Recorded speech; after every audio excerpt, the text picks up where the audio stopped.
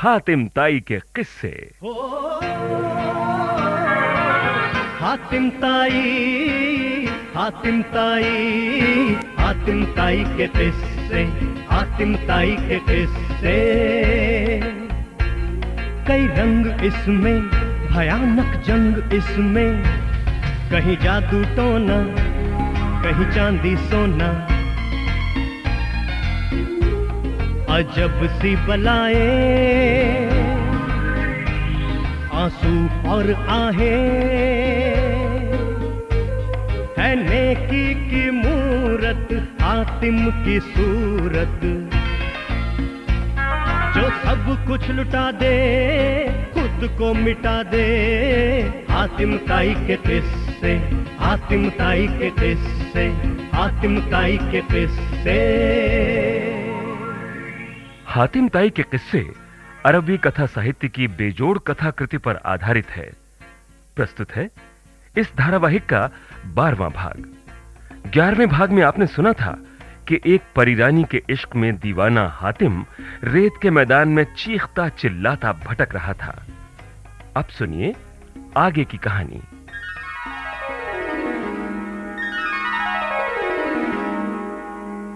जिंजार। हाँ याकूब भाई। हातिम उस परी के जाल में ऐसा फंसा कि सब कुछ भूल गया। उस जादू वाले तालाब में कूदने के बाद उसे वो परी तो ना मिली, बल्कि वो एक बहुत बड़े रेत के मैदान में पहुंच गया जहां कोई उसकी मदद तक के लिए न था। वाकई याकूब भाई, हातिम का राह में भटक जाना और उस खूबसूरत परी को पाने के लिए कुछ भी कर बैठना, सब कुछ अजीब सा लगता था। हाँ, हातिम तो उस रेत के मैदान में पहुंचकर उस सुंदर परी के गम में पागलों की तरह रोने चिल्लाने लगा। इधर उधर भागने लगा। जब उसी हालत में 7 दिन गुजर गए तो खुदा ने ख्वाजा खिज्र को हुक्म दिया कि जाओ, हातिम एक औरत के गम में पागल हो गया है, उसे होश में लाओ, क्योंकि वो मेरा बंदा है। तब हरे कपड़े पहनकर ख्वाजा खिज्र हातिम के पास आए।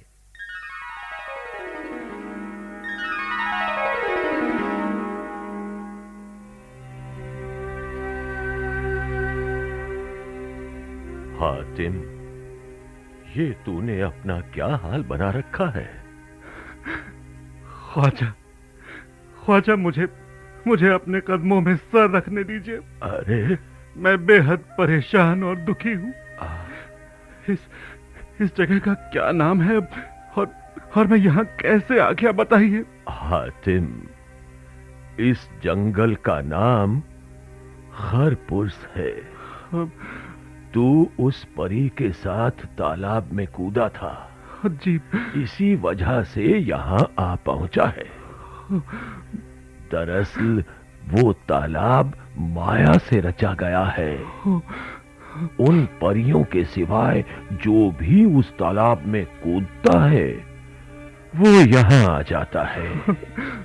फिर इस सुनसान रेगिस्तान में भटक भटक कर भूख प्यास से तड़पता हुआ जान दे देता है। वो जगह यहाँ से 300 कोस दूर है। लेकिन ख्वाजा, मैं उस परी के बगैर जिंदा नहीं रह सकता। मुझे वहीं तालाब के किनारे ले चलिए। अच्छा, तो चल।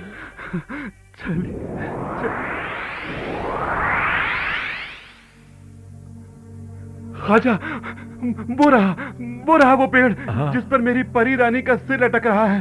मैं उस पेड़ पर चढ़ जाऊंगा और उसे हातिम, पागल न बन, मेरी बात गौर से सुन। अरे क्यों अपनी जान मुसीबत में डालता है? तू जिस खूबसूरत परी को चाहता है उसको पाना तेरे लिए मुश्किल ही नहीं, नामुमकिन है। नामुमकिन? लेकिन क्यों? अरे उसका बाप शाह अहमद जादूगर है। एक बार इसने उससे कहा कि मेरी शादी कर दो। इस पर वो इतना गुस्सा हुआ कि अपनी माया से दरख्त और तालाब बनाकर इस बेटी को इस हालत में डाल दिया है। हातिम, सच तो ये है कि वो इसकी शादी करना ही नहीं चाहता। तब तू भला इस झंझट में फंसकर क्या पालेगा, है? इसलिए अपना काम कर, इसकी मोहब्बत के जाल में ना फंस। लेकिन ख्वाजा मैं क्या करूं? मुझ में अब इतनी हिम्मत नहीं है कि इस हुस्न जमाल को भूल जाऊं। हातिम, जब तक इसका बाप शाह अहमर जादूगर न मरेगा तब तक ये परी किसी की नहीं हो सकती। फिर भी अगर तू इसे पाना चाहता है तो मैं तुझे एक मंत्र सिखाता हूं। जी? हाँ, लेकिन तू हरदम पाकीज़गी से रहना, दिन में रोजा रखना, रात में ही खाना। बेहतर है, मैं ऐसा ही करूंगा। हाँ, तो मैं तुझे इसमें आजम का इल्म देता हूं।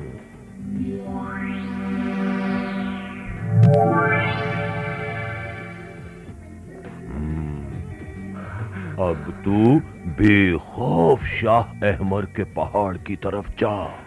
हुजूर, मैं शाह अहमर का पहाड़ कहाँ ढूंढता फिरूंगा? अच्छा, तो मेरे डंडे को पकड़ और आंखें बंद कर, मैं तुझे वहां पहुंचा देता हूं।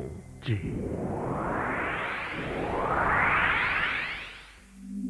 हो, तो ये है शाह अहमर का पहाड़। ओ, ओ, यहाँ तो मेरे पैर पत्थरों से चिपक रहे हैं, चलना मुश्किल हो रहा है। जरूर ये शाह अहमर के जादू का असर है। हाँ, मुझे अब इसमें आजम का जाप करना चाहिए, तभी आगे बढ़ सकूंगा।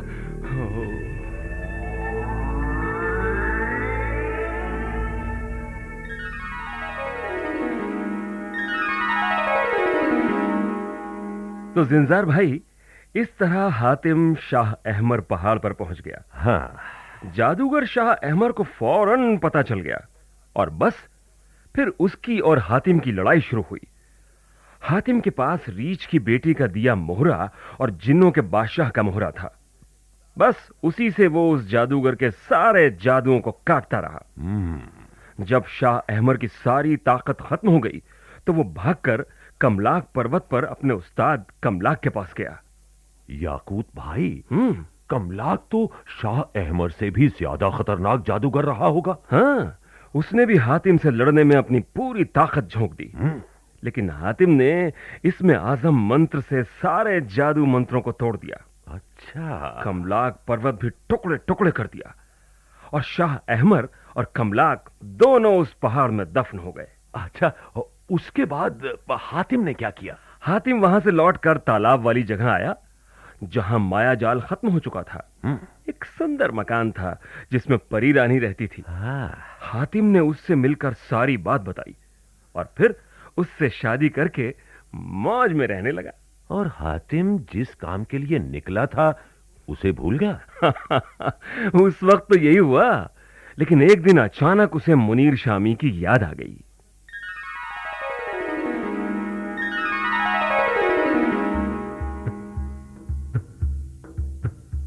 हातिम, सुनो तो। देखो, मुझे अचानक अपना एक काम याद आ गया है। और जब तक मैं वो काम पूरा नहीं कर लेता तब तक ऐशो आराम मेरे लिए हराम है। अब मुझे जाना होगा। लेकिन मैं कहाँ जाऊं? अब तुम मेरे वालिद के पास जाकर रहो। वो यमन के बादशाह हैं, मैं उनके नाम खत लिख कर दे देता हूँ। तुम वहाँ आराम से रहना और मैं मुनीर शामी का काम पूरा करके जल्द ही वापस आ जाऊंगा। ठीक है।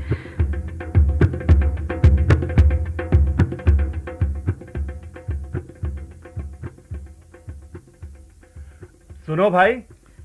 हाँ बोलो। इस शहर का क्या नाम है? इस शहर का नाम करम है। करम?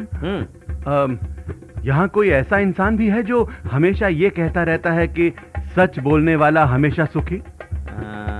हाँ हाँ, तुम आगे जाओ, वहाँ जो बहुत बड़ा सफेद मकान है उसी में वो आदमी रहता है। शुक्रिया भाई।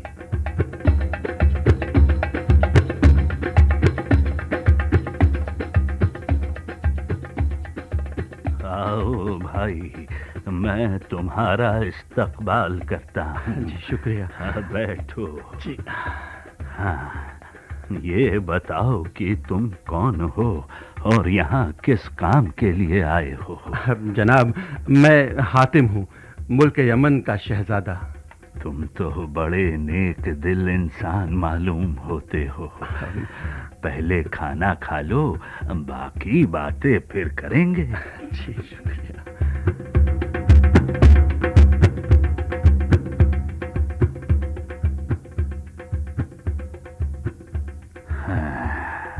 हातिम, अब तुम यहाँ आने का अपना मकसद बताओ। अब जनाब, मैं यही पूछना चाहता हूँ कि आपने अपने दरवाजे पर भी लिख रखा है और आप कहते भी रहते हैं सच बोलने वाला हमेशा सुखी, तो इसका राज क्या है? हातिम, अब तुम यही जानने आए हो तो मैं इसका राज जरूर बताऊंगा। सुनो जी। ये शहर 700 साल पुराना बसा हुआ है और मैं इस वक्त 800 साल का हूँ। यानी आपकी उम्र 800 साल है? हाँ, 800 साल। शायद तुम्हें यकीन ना आए, लेकिन मैं झूठ नहीं बोलता। नहीं। दरअसल मैं पहले जुआरी था और सब जुआरियों का उस्ताद था। रात दिन जुआ खेलता था और बड़े से बड़ा जुआरी मेरे सामने नहीं टिकता था। लेकिन एक दिन मैं जुए में सब कुछ हार गया। तब मैं बादशाह के महल में चोरी करने गया।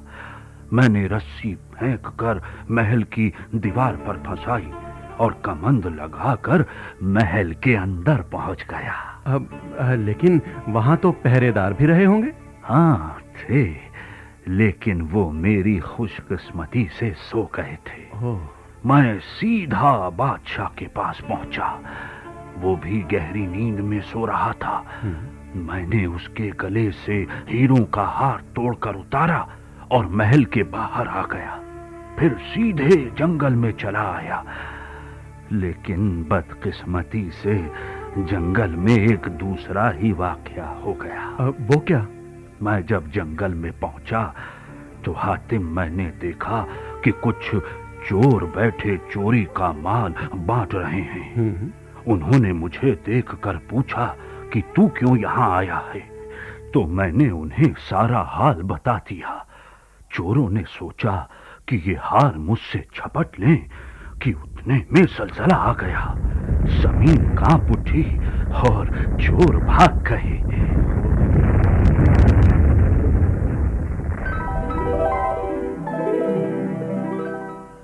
उफ, क्या जबरदस्त जलजला था। मैं तो डर ही गया था। घबरा मत, मुझे सच सच बता, तू यहाँ क्यों आया है? मैं एक जुआरी हूं। जुए में सब हार गया तो मैंने बादशाह के महल में चोरी की। अब ये देखो, बादशाह का हार। तू सच बोला है, इसीलिए ये हार मैं तुझे ही देता हूं। अगर तू जुआ खेलना और चोरी करना आज से छोड़ दे तो तेरी उम्र 900 साल की हो जाएगी।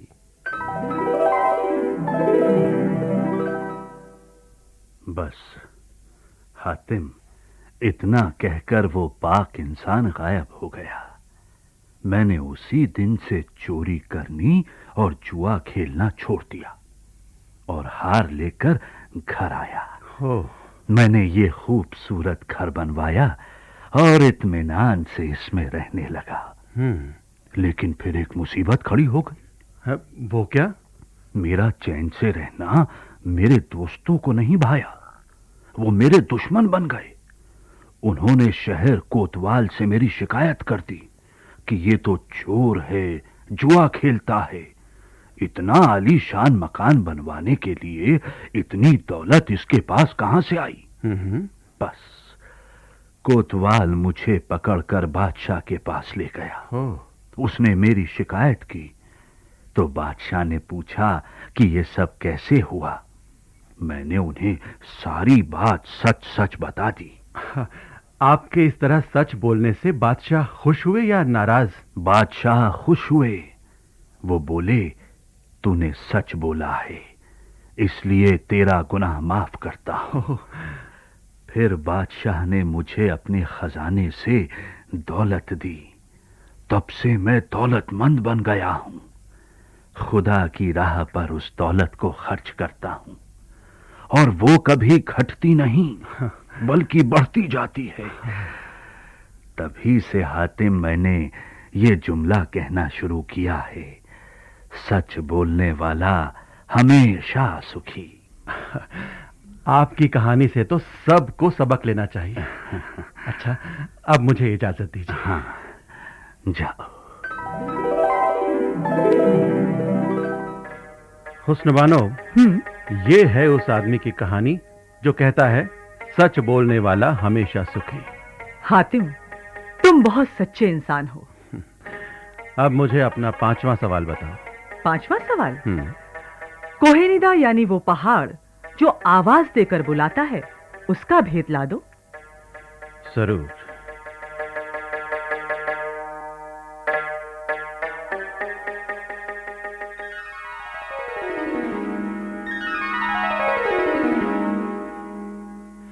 तो जिंजार भाई, अब हातिम 5वें सवाल का जवाब लेने शाहबाद से निकला। चलते चलते जब वो एक शहर में पहुंचा तो उसने देखा कि बस्ती से कुछ दूर बहुत से लोग एक लाश को घेर कर खड़े हैं। पास ही बहुत ही खुशबूदार खाना बना रखा है।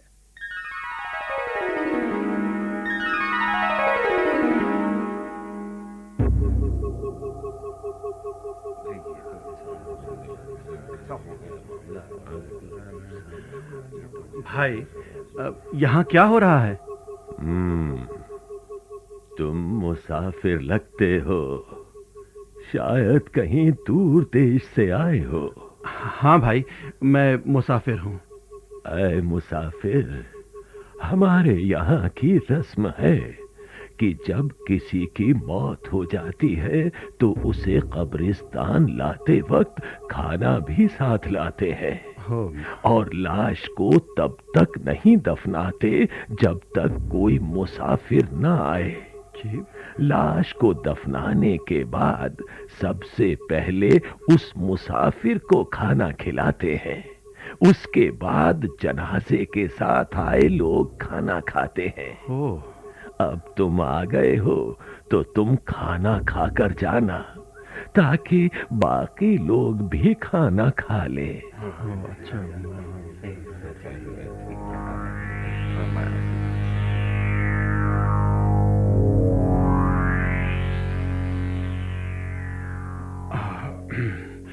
जी, मैंने खाना खा लिया है और बाकी लोगों ने भी खा लिया है। अब मुझे इजाजत दीजिए। हातिम जी, अगर तुम इस शहर में रहना पसंद करो तो मैं अपनी इकलौती बेटी का ब्याह तुम्हारे साथ कर दूं। जी, मुझे दरअसल बहुत जरूरी काम से जाना है, इसलिए मैं रुक नहीं सकता। तुम्हें ऐसा कौन सा काम है, मुझे बताओ। वो मैं कोहेनिदा पहाड़ का भेद लेने जा रहा हूँ। खुदा तुम्हारी हिफाजत करे। अरे, आप मायूस क्यों हो गए? अरे भाई, कोहेनिदा तो मौत का घर है। आप फिक्र ना करें। वो किस तरफ है मुझे बताइए बस। कोहेनिदा शिमाल की तरफ है। ठीक है, मैं चलता हूँ। खुदा तुम्हारी हिफाजत करे।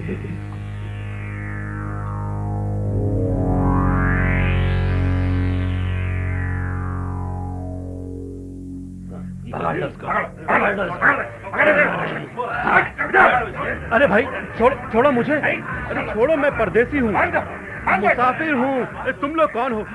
अरे मुझे कहाँ ले जा रहे हो? चुपचाप चले चलो। जो कुछ कहना हो हमारे बादशाह से कहना। अरे चलो, सुनो तो।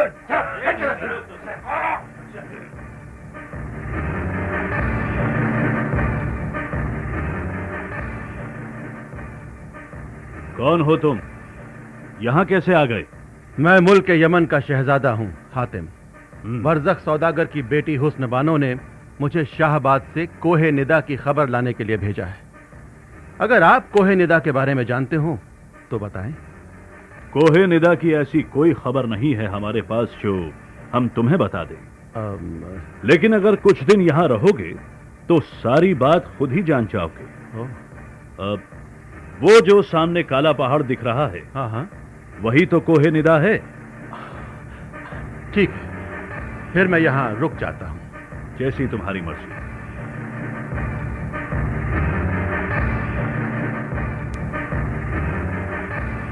जल्दी आ,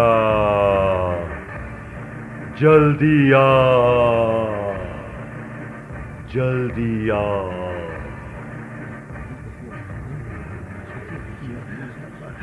अरे भाई, ये कैसी आवाज थी? इसका कोहे निदा से बुलावा आ गया है। किसका? उस नौजवान का जो भाग रहा है? हाँ? अरे भाई रुकना, रुकना, रुकना। ये तो अजीब माया नगरी है। वो नौजवान और पहाड़ दोनों गायब हो गए।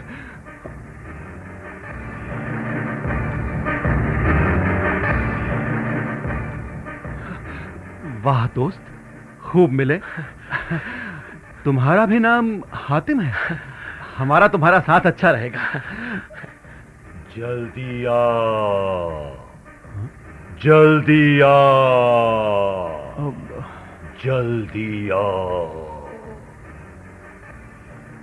लो, मेरा बुलावा आ गया। मैं जाता हूं। नहीं नहीं, मैं भी तुम्हारे साथ चलूंगा। मेरा हाथ छोड़ो, छोड़ो। मैं नहीं छोड़ूंगा। चलो, मैं भी कोहे निदा चलता हूं। चलो।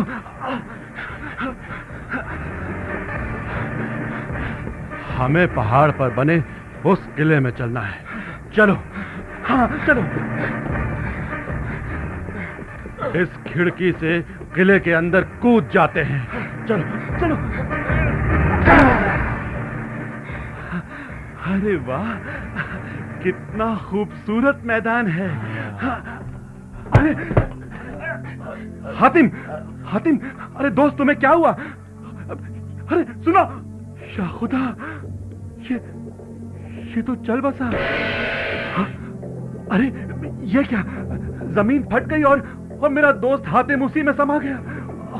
अरे जमीन फिर पहले जैसी हो गई। या खुदा, अब मैं क्या करूं? ओह, अरे वो खिड़की भी गायब हो गई जिस रास्ते से मैं आया था। अब मैं क्या करूं? कहां जाऊं?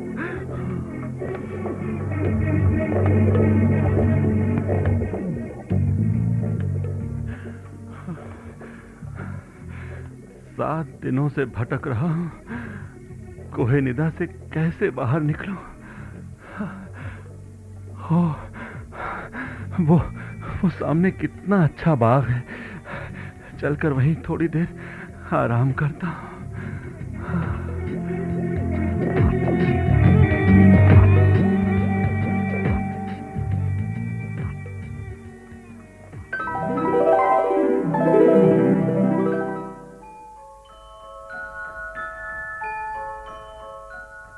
अरे हातिम, आओ आओ ना। हाँ। मैं कब से तुम्हारा इंतजार कर रही हूँ। कहो, कोहे निदा की क्या खबर लाए हो? हुस्न बानो, वो एक अजीब मायावी और आदमखोर पहाड़ है। उसका पूरा किस्सा मैं सुनाता हूँ।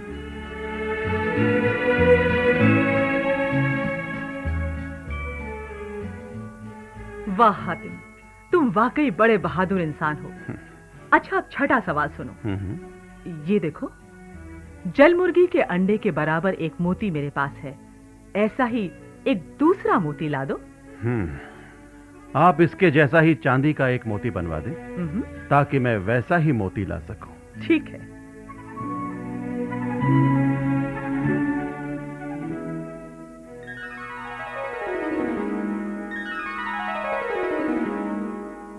हातिम शाहबाद से निकलकर बहुत दूर आया। वो काफी लंबा सफर तय कर चुका था, लेकिन जल मुर्गी के अंडे के बराबर का मोती कहां मिलेगा, ये उसकी समझ में नहीं आ रहा था। आखिर एक जगह छां देखकर वो एक बड़े पत्थर पर बैठकर खुदा को याद करने लगा कि इस मुश्किल के लिए कोई रास्ता दिखा। और खुदा नेक बंदों की मुश्किलें जरूर आसान कर देता है। हाँ, हातिम ने देखा कि जिस पेड़ की छां में वो बैठा है, उस पर तो सतरंगी चिड़िया बैठी है। इसका नाम तोतिका था। देखने में वो बहुत सुंदर थी। हातिम इनकी बोली समझता था। हातिम को देखकर वो नर और मादा सतरंगी तोतिका चिड़िया कुछ देर तक खामोश रही। फिर मादा चिड़िया ने बात शुरू की।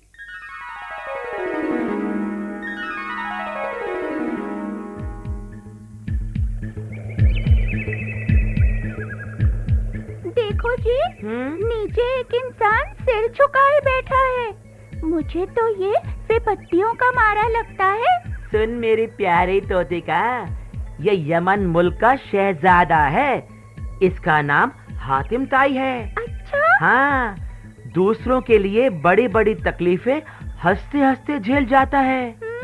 इस वक्त ये सौदागर बरखास की बेटी हुस्न बानो के लिए जल मुर्गी के अंडे के बराबर दूसरा मोती ढूंढने निकला है। दूसरा मोती? हाँ। तो पहला मोती कहाँ है? सौदागर बरखास की बेटी के पास।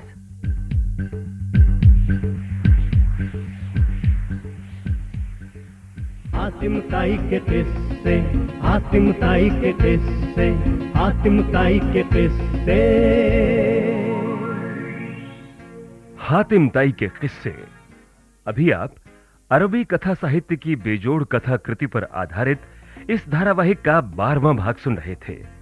इस धारावाहिक के लेखक हैं डॉक्टर हरि कृष्ण देव सरे, प्रस्तुतकर्ता एवं निर्देशक शाहिद जैदी, संगीतकार राजीव हक्सर, ध्वनियांकन अंकुर कपूर और इंदिरा सूरी। भाग लेने वाले कलाकार थे नीरज शर्मा, योगेंद्र टिक्कू, अश्विनी वालिया, अशोक मलकानी, रजनीश शर्मा, हर्ष बाला और अलका अमीन।